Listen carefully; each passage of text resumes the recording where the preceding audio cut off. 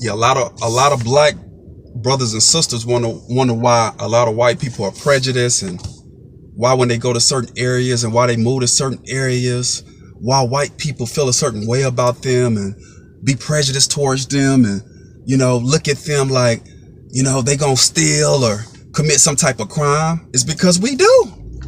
80% of the black community praise doing what's wrong. We praise drug dealers. We look down on people who's trying to do what's right. If you're trying to do what's right, people consider you a square, a snitch. They consider you all these different things because you want to do what's right. In the black community, we praise what's wrong. I'm not saying the white community don't have people like that. They do. But the white community have both. They have a mixture of people trying to do what's right and people who's trying to do what's wrong. In the black community, most of the blacks, I say 75 to 80%, maybe more, I could be wrong, praise doing what's wrong. We praise rappers who talk about selling drugs and selling the black community drugs and getting rich off the backs of black people suffering. We praise those people. We praise people who in our communities who are here killing people in our community. We praise those people. We look up to those people. We look up to the wrong people. We hire and support and vote for the wrong leaders.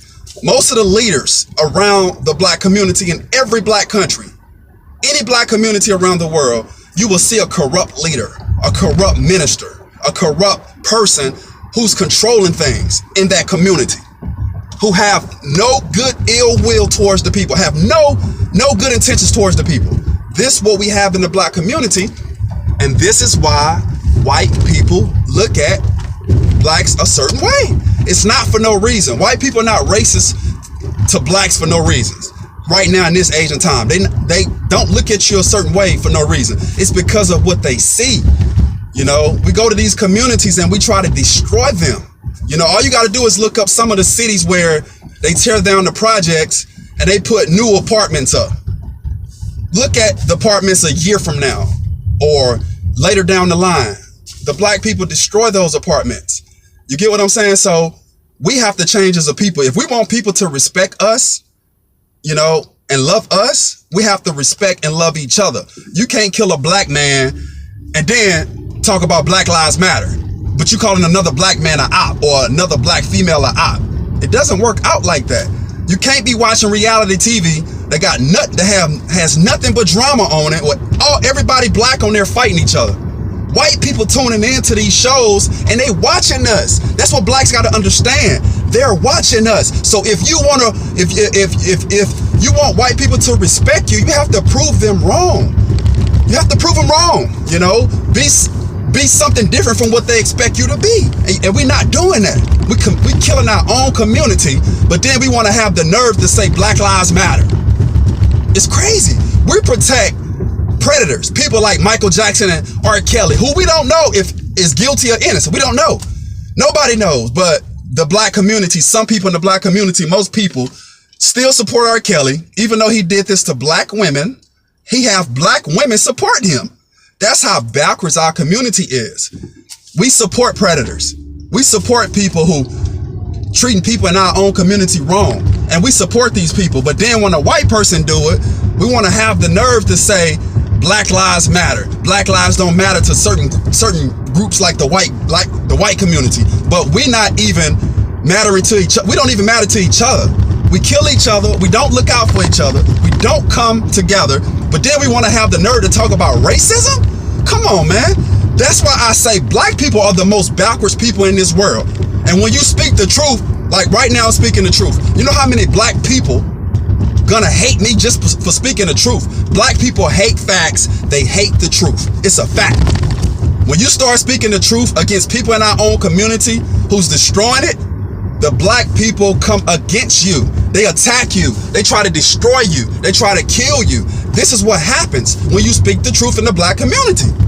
When you tell the people what they want to hear and you feed into that negative narrative, that street narrative, what everybody doing what's wrong, everybody loves you.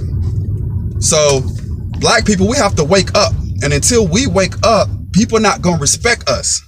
If we want respect, we have to respect each other first. If we want white people to love us and respect us and treat us fair, we have to do that for each other, and we're not doing that. So how can you ask for somebody to do something that you're not doing? How can you ask the police not to kill a black man when other black men are here doing it? How can you ask anybody to respect the black woman if the black man don't respect the black woman? How? You know, how? We need to elect the right leaders. The ministers in our community, they don't care for the people. It's all about making them rich, you know, using God as prophet. And the number one people in the church is the women. So the minister is kind of like a pimp. You know, he using our black women, and nobody's speaking out against this. You know, so we have to wake up. We have to elect the right leaders. We have to support the right leaders, the people who speak in the truth, the people who stand for the facts. We have to support those people. It's a shame when something happens to the black community, white people are the first to step up to help us.